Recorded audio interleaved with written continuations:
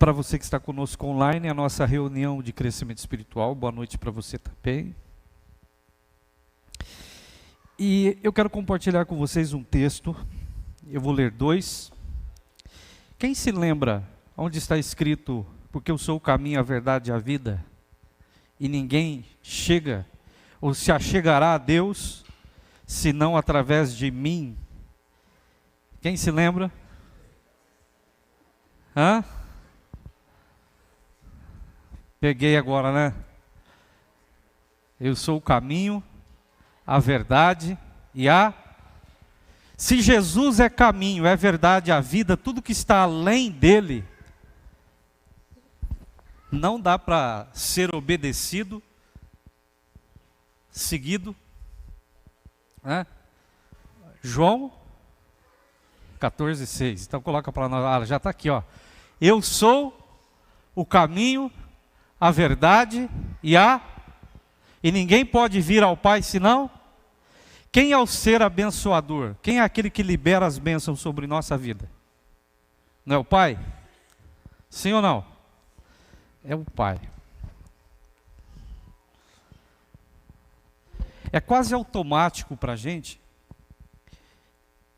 fazermos a pergunta: o que será que deu errado quando aquilo que a gente espera que aconteça não acontece? É quase que automático.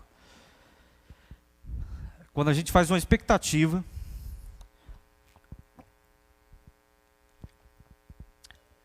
e não acontece, e você fica se perguntando: o que será que deu errado? O que será que eu fiz de errado?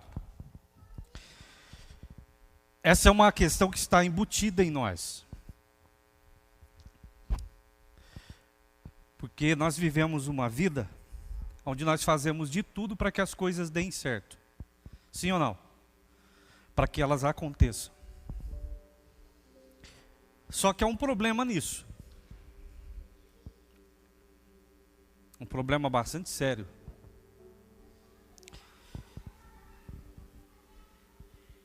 Quando a gente faz de tudo para que as coisas deem certo, e você se empenha o máximo, você entrega o máximo da sua vida para que as coisas aconteçam, isso significa que você quer estar no controle da situação. Entendeu? Você quer estar no controle. Ninguém gosta de viver uma vida onde ele não tenha controle de si, ou do espaço, ou das coisas que acontecem em volta dele. Nós temos uma pegada, está na nossa natureza. Nós queremos ter o controle.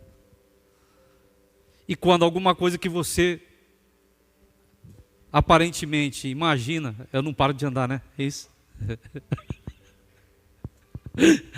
Imagina que você não tem o controle, você fica se perguntando aonde foi que você errou. Dias atrás eu falei de modelos, e de como a gente fica procurando modelos para condicionarmos esses modelos à nossa vida para que as coisas funcionem. Geralmente nós vamos buscar em outras pessoas, até mesmo na Bíblia. Eu brinquei com um fato, acho que foi no casamento do Vitor.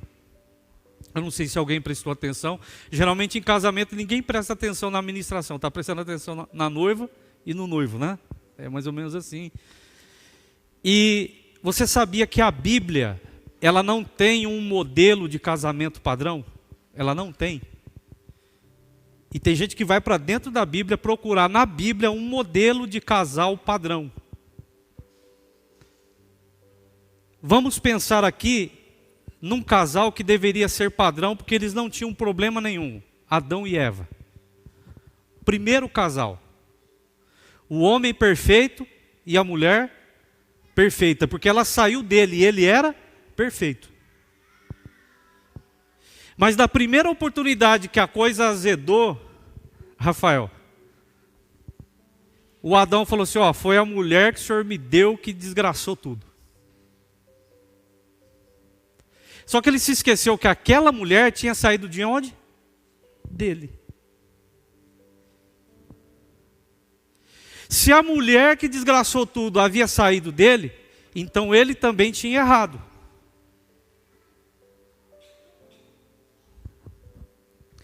Aí nós vamos procurar na Bíblia um padrão, um modelo.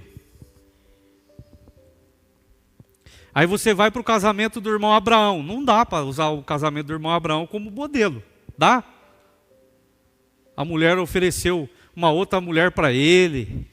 Eles tinham divisão de filhos. Dá para ser modelo aqui lá? Meio difícil, né?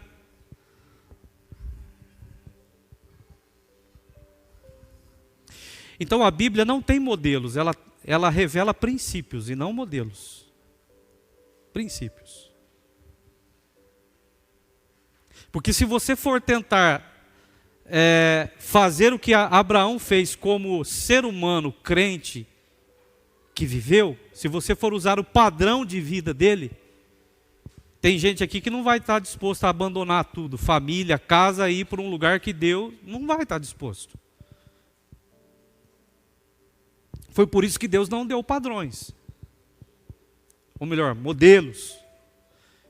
Ele estabeleceu princípios. E é engraçado como Jesus dizendo, eu sou o caminho, a verdade, a vida. Ele está estabelecendo um princípio, dizendo assim, só existe uma direção. Se há verdade, é uma só. E se existe vida, também é uma só. Ele disse, isso tudo que você procura, verdade, caminho e vida, isso sou eu. Isso sou eu, é uma pessoa.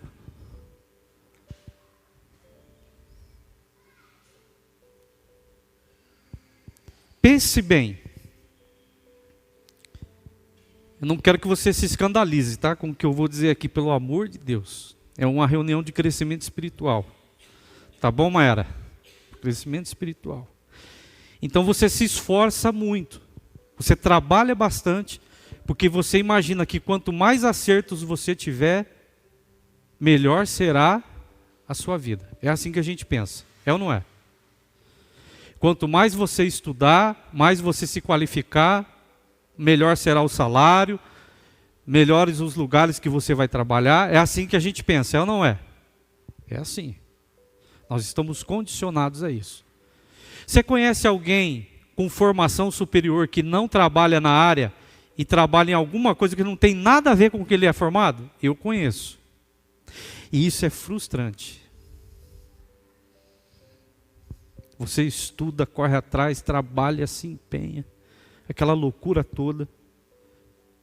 E de repente você fala assim, fiz tudo certinho, mas o que está de errado? O que será que está acontecendo? Porque esta é a pergunta que surge. Porque nesse padrão que a gente vive, de fazer tudo certo, você fica se perguntando quando não dá certo, por que não deu certo? E aonde foi que você errou? E o que foi que você errou para você tentar corrigir, né? É engraçado como às vezes as coisas estão tão corretas e estão tão certas. Vamos brincar com, por exemplo, viagem. Alguém aqui já saiu para viajar, levou o carro para revisão, tudo bonitinho, e chegou na viagem, o carro quebrou? Já aconteceu com você? Já? Estava tudo certo. Lembra do ano passado? Que a gente foi, eu estava tudo certo, aí deu aquele rolo com o meu cartão que eu contei para você, lembra? A pessoa mandou o seguro, eu fechei o seguro do carro para viajar, o cara falou, não, vai cair uma parcela por mês. Quando eu fui pagar o hotel, tinha caído o valor total. E eu fiquei desesperado, meu irmão. E você foi viajar tranquilo, está pensando que está tudo certo. Aí a menina, liguei para ela, ela falou assim, seu Jean, demora uns 10 dias para estornar o valor. Eu falei, que 10 dias, mulher do céu? Pensa no meu desespero. Ainda bem que nós temos irmãos em Cristo. Então nós temos essa coisa na vida, e isso está tão encarnado que a gente transfere até para a nossa vida cristã. Você imagina que se você orar tantas horas, se você se santificar, se você ler muito a Bíblia, você vai ficar legalzão, vai ficar santo, vai ser de Deus. Me diga, quantas vezes você se esforçou para ter vida com Deus e você não conseguiu? É um estilo de vida que deixa a gente na pressão. Quem aqui já fez campanha de jejum e quebrou? Vou jejuar um mês inteiro. No segundo dia, meu irmão, aí a gente fala, Satanás sujo, né? Veio. Que Satanás o quê? Foi a sua falta de vigilância, a minha falta de ligação com o Pai, com o céu, né? Aí você estabeleceu lá uma meta louca para alcançar um objetivo e descer. A senhora está chique, hein? Ela está de tênis amarelo, meu irmão, você acredita? Está chique mesmo, sério. Está moderna essa pastora, irmã Maria. Meu pai. Deus te abençoe. Então, é quase que automático. Às vezes, Ana, a gente toma o melhor caminho, usa o melhor método, as melhores referências, né? As melhores ferramentas, e as coisas simplesmente não acontecem. E nós fazemos isso porque nós gostamos de ter o controle das coisas. Mas me diga uma coisa, irmã Gislene. Por que você quer ter o controle das coisas se você entregou sua vida para Jesus? Faz sentido? Ah, minha vida agora é dele. É ele quem cuida de mim. É ele quem está estabelecendo agora as direções e ditando os padrões. É claro que quando as coisas dão certo, a gente fica no orgulho, não fica não, Cristiano? Quando você faz dar certo, a gente fica, né? Rapaz, eu que fiz isso aqui, ó, né? Aleluia. Eu olho para as duas meninas, as minhas filhas, eu falo assim, como que saiu de um cara tão feio assim, né? Duas coisinhas tão bonitinhas, né? Não é verdade? A gente fica às vezes, cara. Você fica com certo orgulho, né, Amanda? Não fica?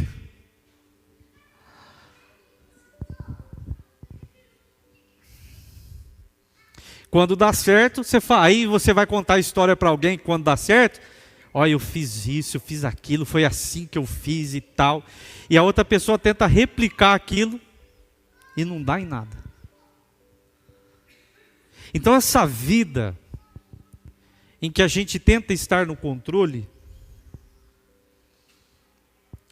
ela é uma vida que pressiona a gente o tempo inteiro, que nos massacra. Porque quando dá errado, você sofre pra caramba, você chia. E aí quando dá errado, você acaba ficando escravo do erro que cometeu.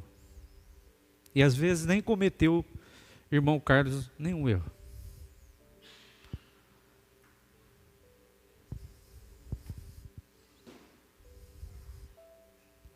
Mas ele disse, eu sou o caminho, sou a verdade e sou a vida.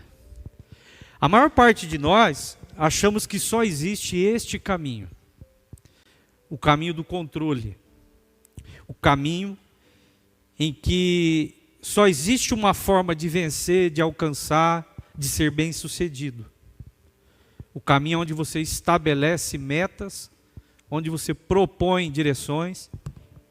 Aquela coisa de você falar assim, faço A e chego no B, cheguei no B, vou chegar no C e tudo mais. A maioria de nós acreditamos que só existe esse caminho. Mas vamos abrir agora o Gênesis, capítulo de número 12.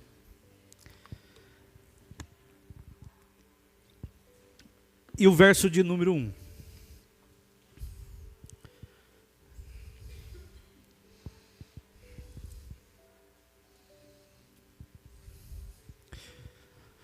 O Senhor tinha dito a Abrão, ele já tinha falado, né?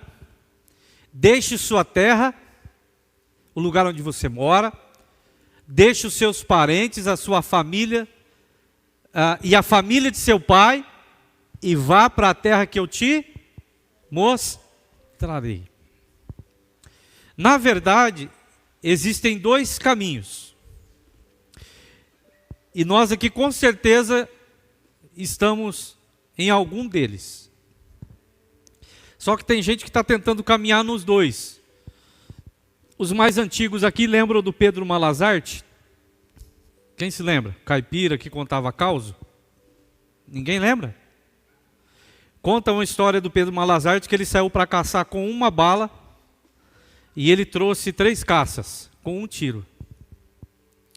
Coisa de pescador, né?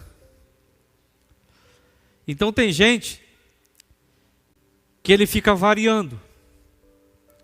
Existem 2 caminhos. O primeiro caminho é o caminho que nós achamos que temos o controle da vida e que tudo estará ao meu alcance se eu me empenhar ao máximo e se eu fizer o que eu acredito ser necessário para alcançar o que eu quero. Esse é o caminho que todo mundo toma. O outro caminho é o caminho em que a gente sabe que tem muita coisa que está muito além do nosso alcance. E aí você só acredita em Deus e continua vivendo.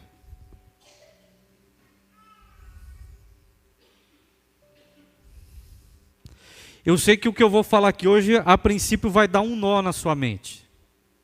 É por isso que eu falo assim, que quando você vem para a igreja, você tem que vir desarmado. Porque tem gente que vem para a igreja com a mente de crente. Aí quando ele ouve a verdade, ele fica com dificuldade para aceitar a verdade como fundamento. Sabe aquele negócio que você ficou a vida inteira achando que você não tinha problema nenhum? Você não tinha doença nenhuma. Aí você chega no médico, o médico pede para você fazer alguns exames, aí ele dá um diagnóstico para você, está doente, você fala, não, o senhor está sendo usado por Satanás. Não estou não. Tem gente que vem para a igreja assim.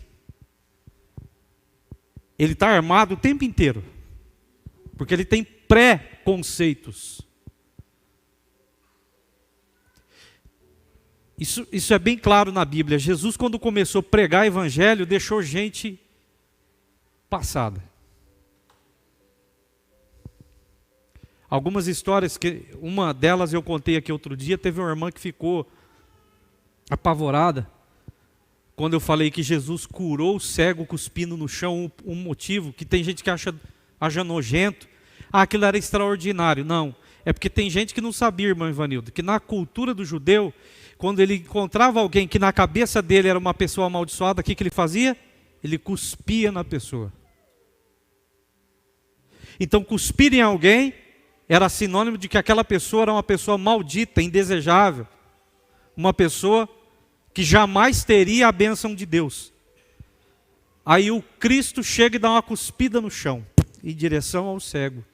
Faz lodo, e com aquilo que as pessoas achavam que era uma forma de amaldiçoar ainda mais a vida de alguém, ele usa aquilo para curar uma pessoa. E aquilo causou um transtorno no coração daqueles homens religiosos, que eles ficaram assim, quem ele pensa que é? Era só a verdade, o caminho e a vida. Então, 2 caminhos. O primeiro caminho é aquele que nós aprendemos a vida inteira, de que se você se esforçar, você se empenhar, você correr atrás, você fizer tudo o que for preciso, tudo o que for correto, tudo o que for certo, você vai chegar lá, mas você sabe que é mentira isso. Às vezes você faz tudo o que é preciso e não acontece. Não funciona assim para todo mundo. Quantas vezes você fez tudo certinho na vida e talvez agora você esteja dizendo, caramba, a minha vida está uma M. E não é M daquele negócio que você está pensando, não. Minha vida está medíocre. Está uma mediocridade, tá? Não é M de aquela outra coisa que você pensou aí não, né? Mente suja, né?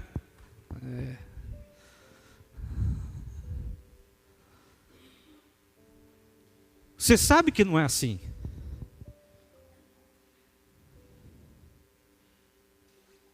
Quem aqui educou filhos como a avó, o pai e a mãe, e o filho se desandou? Eu fiz tudo. Meu Deus, eu cuidei, dei de comer e tudo. É ou não é? Você sabe que esse caminho é um caminho que existe, mas ele não é um caminho certo. E o outro caminho é aquele que você só confia em Deus e deixa Deus trabalhar. Mas a gente tem medo de andar nesse caminho. Mesmo você dizendo que é de Deus, você tem dificuldade de permanecer nele. Porque para andar com Ele, a primeira coisa que Ele exige de mim e de você é que eu renuncie a mim mesmo. Abraão, eu quero fazer de você uma bênção. Eu não quero te dar uma bênção, eu quero que você seja um milagre. É o que Deus quer da minha e da sua vida. Que nós sejamos um milagre. Que isso, pastor, você é louco? Isso é heresia, é mesmo? Então vai ler Bíblia para você ver se não é. Porque a mesma bênção de Abraão foi revelada para quem? Para aqueles que, como ele, andaram. A bênção não é o que ele conquistou, é o que ele foi. Nunca esteve ligado ao que ele conquistou, é o que ele foi. Lembra que quando a história em Hebreus conta, o capítulo 11, fala assim: e o nome desses homens estão na galeria da fé, são lembrados até hoje, não por causa do que conquistaram, mas por causa do que foram.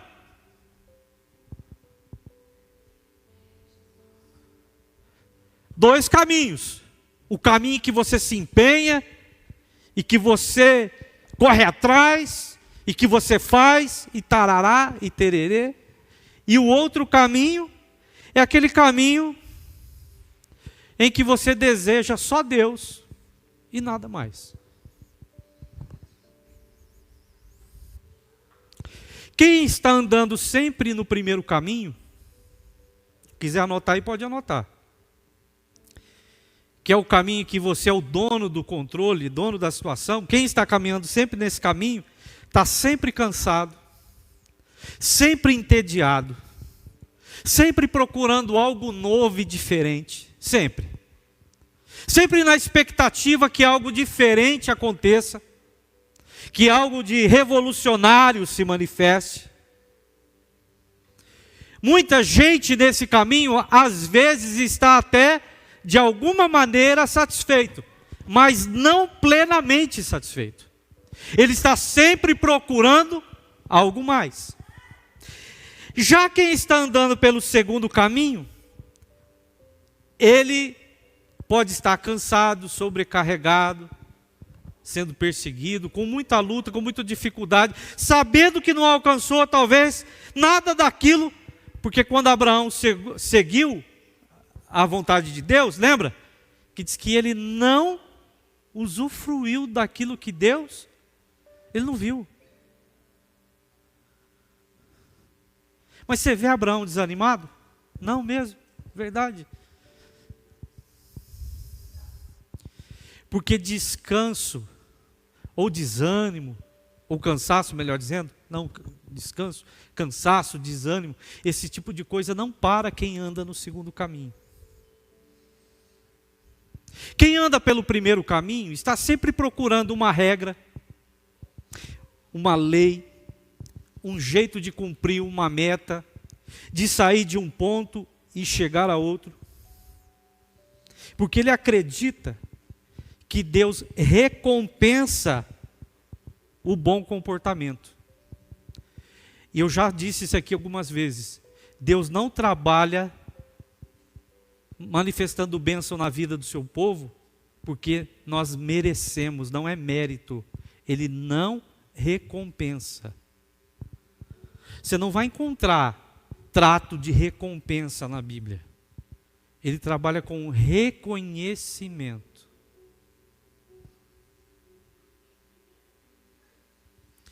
E é confuso isso, porque uma vez os apóstolos perguntaram para ele assim: Senhor, e quando estiver sentado na mesa então? Os últimos serão?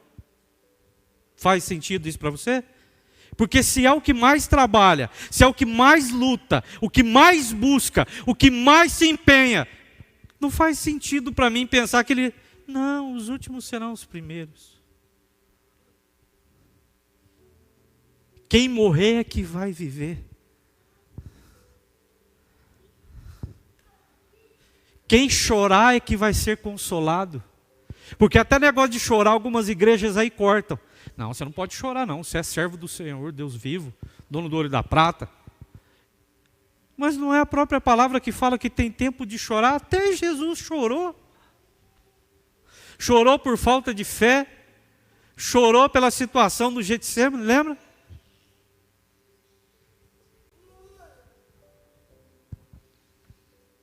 Por que a minha mente é tão pregada a essa questão da recompensa? E você ainda acha que quando você fizer tudo certinho é que as coisas vão acontecer? Há quanto tempo você luta para ser certinho e não consegue? Se dependesse do meu acerto, estava no inferno. Eu hoje estava aconselhando uma pessoa e veio bem a calhar. Eu quase pequei, Cláudio. Eu estava terminando o meu esboço e a pessoa me ligou. Mas com uma situação daquelas terríveis. E ela falou assim: pastor, o que eu fiz de errado? Falei: errar nós erramos muito. Mas Deus não é vingativo. Ele é justo.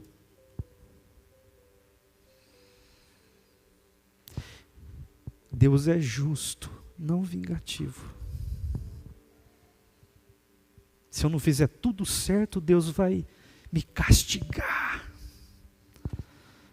Deus vai tirar o meu couro. Deus vai me arrebentar.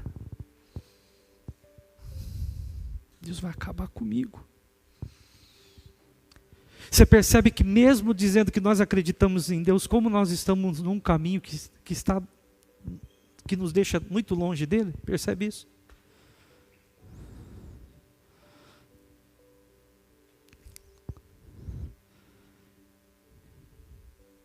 Se eu orar muito, se eu ler muita Bíblia, se eu vir muito na igreja, eu não vou cair em pecado e eu não vou sair da presença de Deus. Meus irmãos,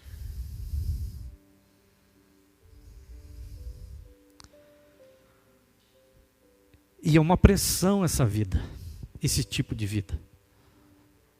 Porque a gente nunca consegue superar a si mesmo. Quando você pensa que melhorou, aí você se avalia, você fala: caramba, ainda sou muito ruim. É isso, não é, irmão Alcides? Sou muito ruim. Eu acho que foi ontem ou anteontem, eu estava lembrando de um fato. Eu passei um período da minha vida em que jejuar era um hábito comum. Eu jejuava pelo menos umas 5, 6 vezes por semana. Semana tem 7 dias. Abria o jejum meia-noite, fechava ali às 18 horas. Às vezes o Carlão se lembra dessa fase, o Carlos Batista. E a gente encerrava ali às vezes no final do dia, depois de culto.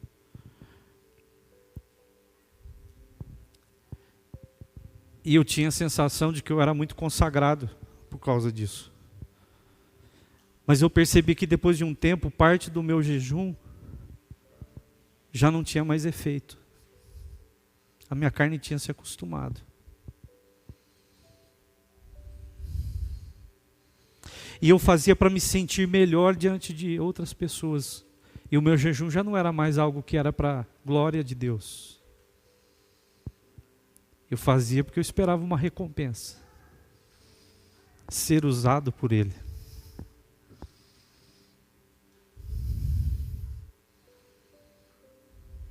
Você percebe o caminho que a gente toma? E como a gente imagina estar andando no caminho do Senhor Jesus? Porque agora para mim e para você não faz sentido. Caramba.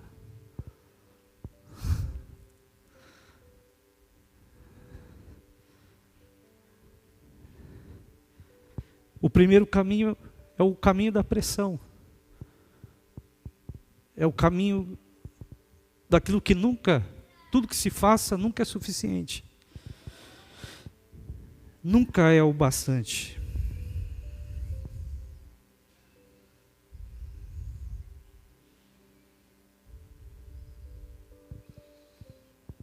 E por mais que a gente se esforce, por mais que você seja sincero, a gente não consegue cumprir. Seja honesto.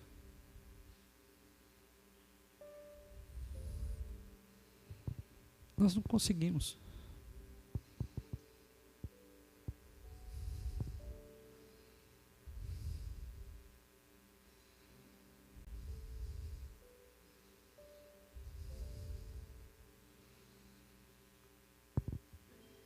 Senhor, eu não vou te negar. Você vai sim.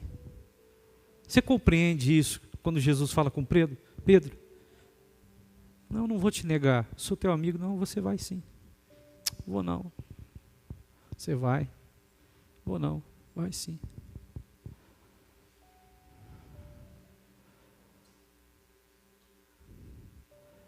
Quando você for exprimido, quando a necessidade chegar, quando for exigido tudo que você tem, o caminho da recompensa é o caminho da pressão.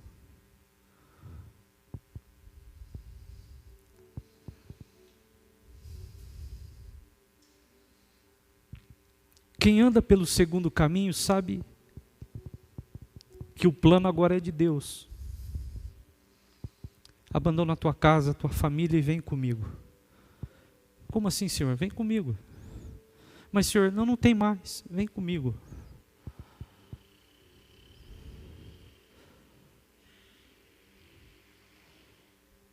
Aí o Abraão, ele testa a paciência de Deus e ele carrega o sobrinho, não foi?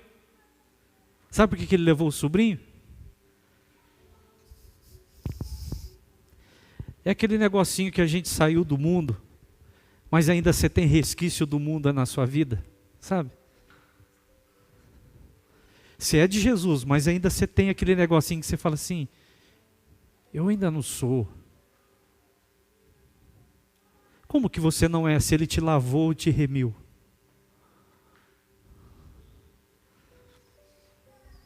Porque é um esforço mútuo. O segundo caminho é o caminho que a gente se entrega. E o que o plano é só de Deus. É engraçado como eu fiquei lembrando assim na hora, como estava tudo certo e não estava certo, né? Não, daqueles detalhes de ir embora e ficar. E agora ficou preocupada, né? Quem sabe o pastor está revelando algo aqui, meu Deus do céu.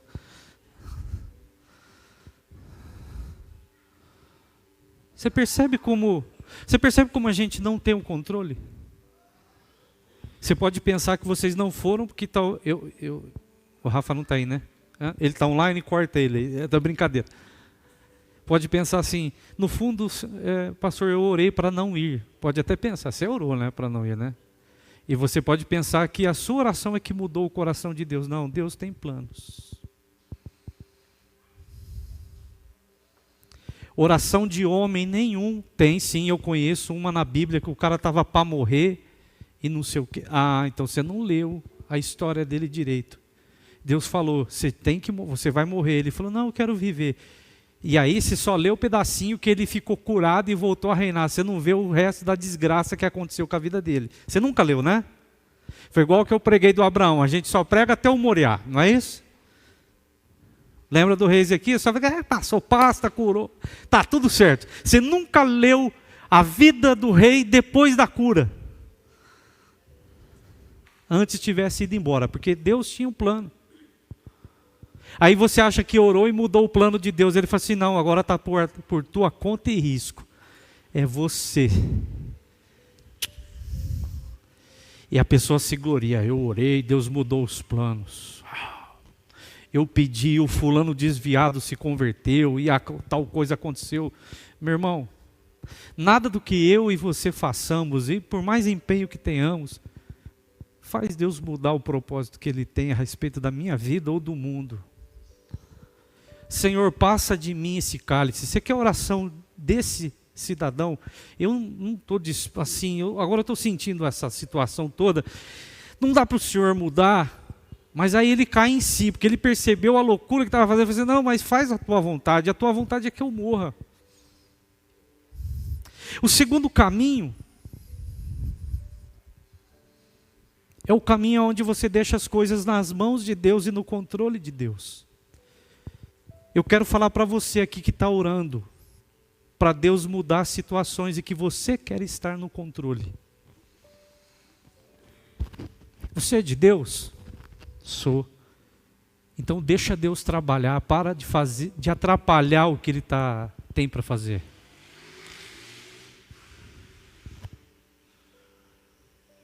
Para de interferir.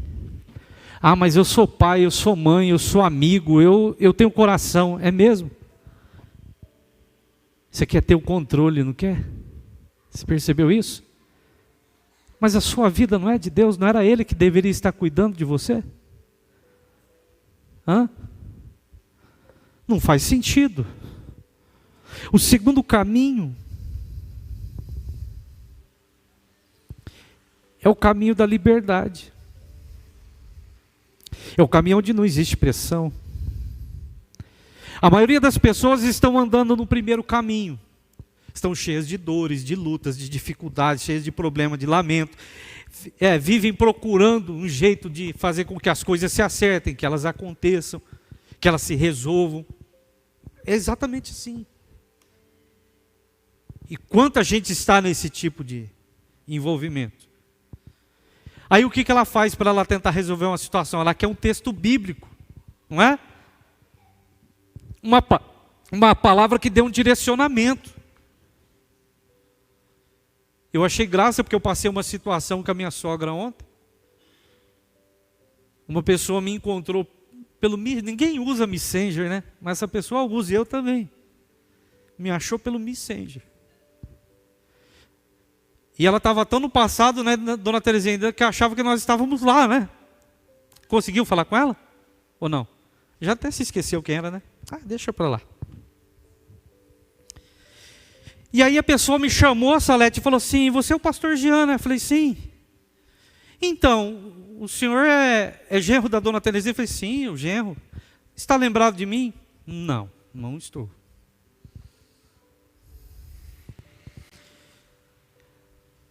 É que uma vez eu estive na igreja de Caçador e meu pai é o apóstolo Valdomiro Santiago e a minha mãe é a bispa. Não era, é um apóstolo, mas não era o Valdemiro. Pode até ser que ela esteja nos assistindo. Mas não estou revelando o nome, não há problema, você pode ficar em paz que eu não vou dar a sua identidade. Estou falando da situação. O pai dele é apóstolo e a mãe é bispa. Mas eu estou indo para Caçador esse final de semana e queria pegar uma oração com a missionária. Eu ia dar uma resposta direta, eu falei assim, ela é Deus? Mas eu fiquei quieto para não perder minha paz, porque eu ando tão tramontina ultimamente, corte rápido, né? Tramontina. E eu deixei a conversa transcorrer. É que eu estou para tomar uma atitude. Falei, que bom para você. A hora que eu encontrar a missionária, eu vou perguntar se ela quer conversar com a senhora e passar o telefone e tal. A missionária estava com tanta vontade que até esqueceu. Então, ficou por isso mesmo. Mas a pessoa queria se manter no controle. Tem muita coisa aí dentro de você que está doendo, não está? Você diz que a sua vida é de Deus, deixa Ele cuidar dela. Tem muita coisa aí na tua vida que está fora do lugar, não está? Mas a sua vida é de Deus, não é? Deixa Ele cuidar dela. Vem para o lugar que eu ainda vou te mostrar. Vem andar comigo. Vem aprender a andar na minha presença por fé, sem saber se terá ponte, se terá o que comer, ou beber, ou vestir. Vem andar comigo. Você não é o ser da fé? Caminha comigo. Vem aprender comigo no caminho em que você deveria estar com seus pés. onde Deus é o centro da nossa vida e não as coisas que nós alcançamos.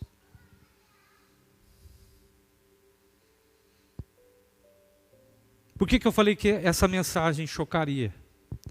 Porque nós, como cristãos, estamos achando que somos a última balinha do pacote, ou a última bolachinha, né? E a mais saborosa é sempre a última, é ou não é? Quem tem irmão aí sabe, eu tinha mais 3, eu era mais velho, eu tinha que dar exemplo. Eu sempre tinha que deixar para os outros. Era mais ou menos assim, por ser mais velho.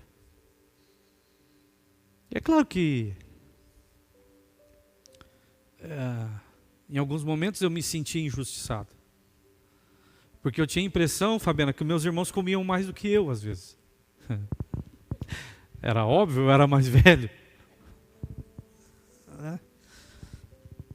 Mas depois de um tempo eu fui aprender e entender. Hoje eu tenho muito mais experiências.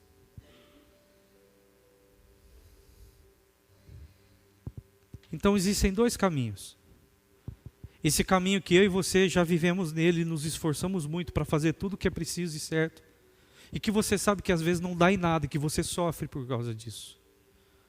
E você esperneia. Que você foi para a Bíblia e o versículo bíblico que saiu diz que aconteceria, que rolaria, que não sei o que e tal. E você sabe que as coisas não são assim. E tem aquele outro caminho que é aquele que a gente simplesmente dá as mãos para o Senhor e Ele fala, me siga. Vende tudo, dá aos pobres e vem e me siga. Pegue a sua cruz, renuncie a si mesmo e comece a andar comigo. Esse é o caminho da liberdade. Porque Ele não pressiona a gente para permanecer no caminho. O primeiro caminho, se você não fizer tudo certo, você é rejeitado, você é excluído, você é mal visto. É assim ou não é? Mas com Deus não. Pai, eu quero a minha riqueza, eu quero ir embora de casa. É mesmo? Tchau, pode ir para onde você quiser. A vida é sua. Mas pastor, se você prega isso, as pessoas vão viver desgraçosamente. Não, engano seu.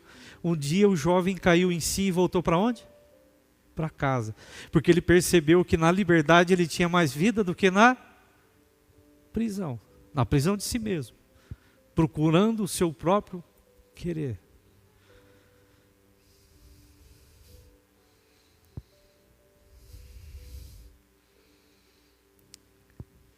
Que caminho estamos, ou em qual caminho estamos andando?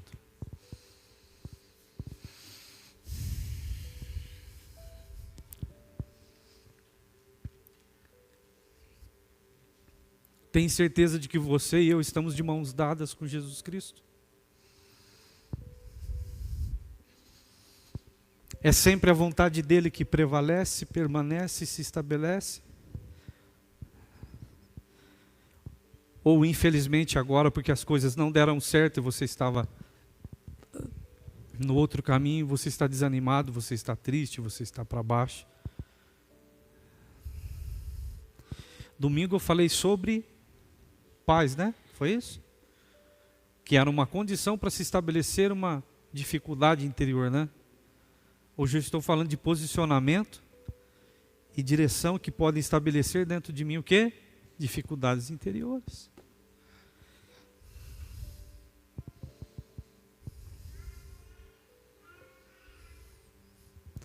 O segundo caminho, Cristiano, é o caminho em que a gente nunca sabe para onde vai. Mas tem uma certeza. Eu tenho um Deus que não falha. E é nesse caminho que nós deveríamos estar.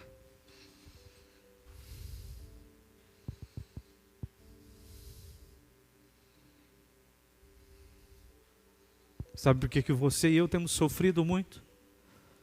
Porque queremos ter o controle de tudo. E você se deu conta que você não tem controle de nada. E a única opção que nós temos de verdade é a opção de estar e viver em Deus. Essa é a única garantia.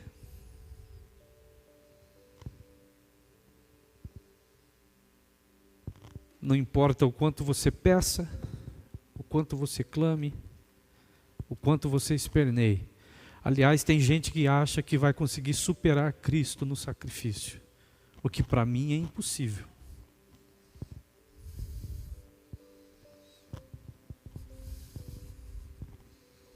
Vem viver no caminho,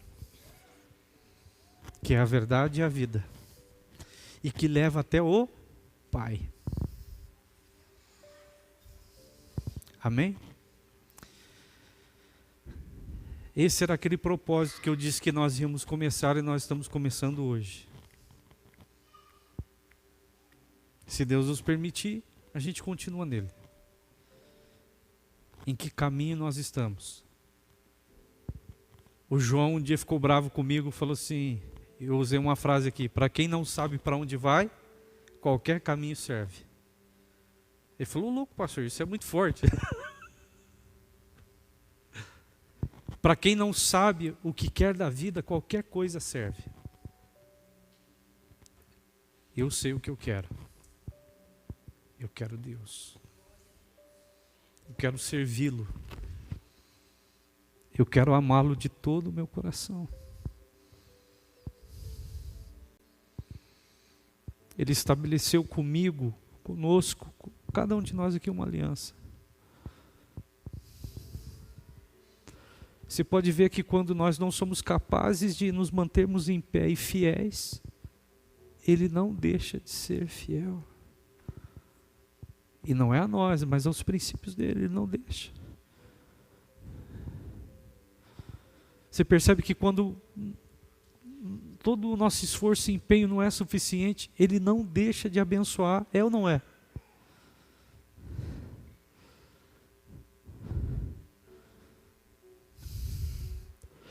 Quantos votos você já fez com Deus e quebrou? Eu já fiz muitos. Eu tenho vergonha de dizer isso, que eu já fiz muitos e quebrei. E Ele continua fiel.